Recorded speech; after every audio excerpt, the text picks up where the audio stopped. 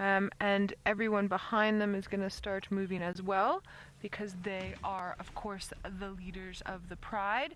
And for those who might just be joining us, this is the Styx Pride. We are live, we are interactive, so you can send through your questions, #SafariLive on the Twitter or on the YouTube chat. You're more than welcome. The big male, one of the big Birminghams, has just set up. Yes, he is a beautiful, beautiful, beautiful boy. So we've been tracking him. He's just realizing that 2 of the females wandered off. He's like, oh my goodness, where did my females go? But he can still see them a little bit. Very aware now. Sometimes it takes them forever. I've watched whole prides leave their males and they've only woken up sort of 30 minutes later going, oh my goodness. And then the females do that sometimes on purpose just to give themselves a break.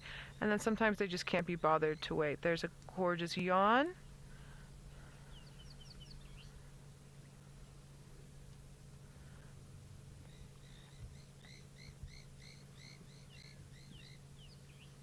And here come the cubs to greet dad/uncle, depending.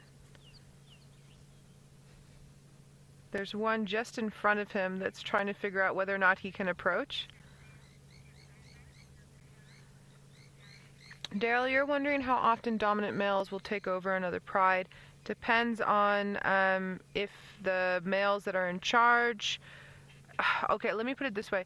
So you get dominant male, territorial males in an area, and you get dominant female prides in an area. If those dominant males go away, there's a vacuum for space for some other males to come in and or a male. If those males that are dominant in that area are older and there's a younger coalition that wants to come through, they can take them out. And then the pride that's in that area will then become their pride. Sometimes it's a peaceful takeover, and sometimes the females aren't that happy. So remember, you get coalitions of males and you get prides of females. And then males will attach themselves sometimes to 1, sometimes to 2, sometimes to 3 different prides. It depends, especially if they have within their territory more than 1 pride. They are definitely not always with those females. They have to mark territory, and even if they do have 1 pride, they have to mark territory and move off. So they're not always always with, oh, the cubs are jumping on dad. They're not always with their females.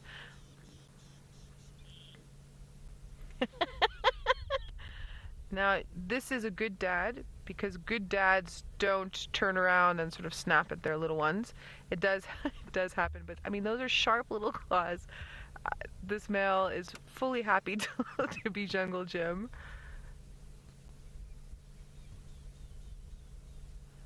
And it's interesting, while he was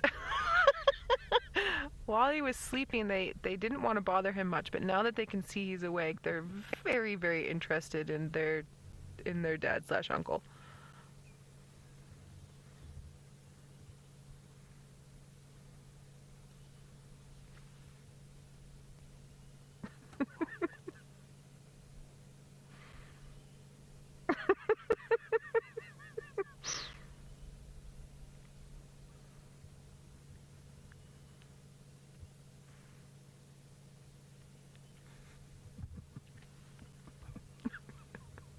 Exactly. Please play with me. Please. Ooh. One look.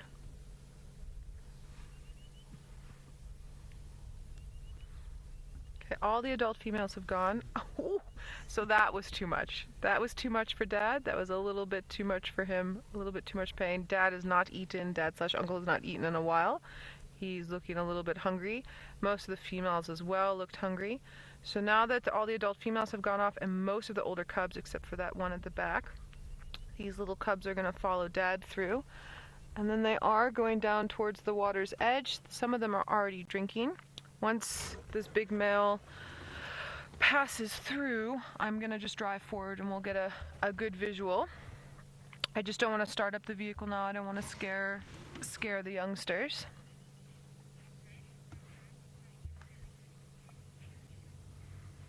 His name is what, Kirst? Tino. Oh, so Kirst, in the Sabi Sands, do they give not just the coalitions but each individual a name as well? Okay. Really, you're gonna lie down there?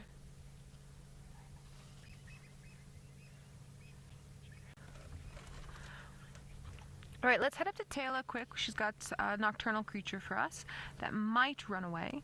So we'll go up to her and then I'll reposition and we'll get a nice shot for you of them drinking and of the cubs playing with Dad.